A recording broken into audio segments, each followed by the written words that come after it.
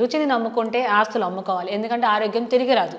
కాబట్టి మనం తీసుకునే ఆహారం మందులో పనిచేయాలి కానీ మందులే ఆహారం కాకూడదు. ఎంతమంది దీన్ని నమ్ముతారు, ఎంతమంది మంచి ఫుడ్ని తీసుకుంటున్నారు?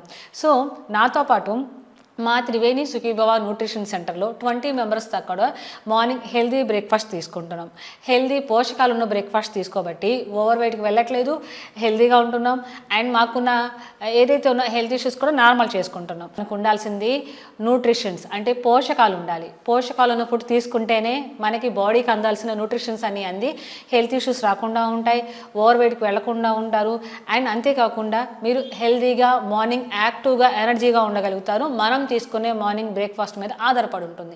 అది ఎంతమందికి తెలుసు?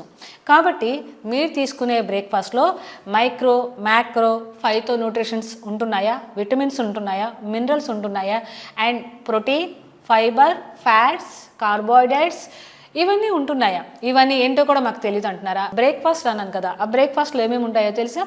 19 విటమిన్స్ అండ్ మినరల్స్ ఉంటాయి, ఫ్యాట్స్ ఉంటాయి, ఫైబర్ ఉంటుంది, కార్బోహైడ్రేట్స్ ఉంటాయి, అండ్ ప్రోటీన్ కూడా ఉంటుంది.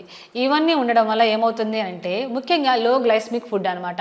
ఇందులో ఎటువంటి షుగర్స్ ఉండవు. ఓకేనా? షుగర్ కూడా నార్మల్ అవుతుంది, బీపీ నార్మల్ అవుతుంది, అండ్ కొలెస్ట్రాల్ కూడా నార్మల్ అవుతుంది, మీకు థైరాయిడ్ కూడా నార్మల్ అవుతుంది. ఇవన్నీ నార్మల్ అవుతాయి అని అంటే ముఖ్యంగా దేని మీద ఆధారపడి ఉంటుందంటే మనం తీసుకునే బ్రేక్ఫాస్ట్ మీదే ఆధారపడి ఉంటుంది.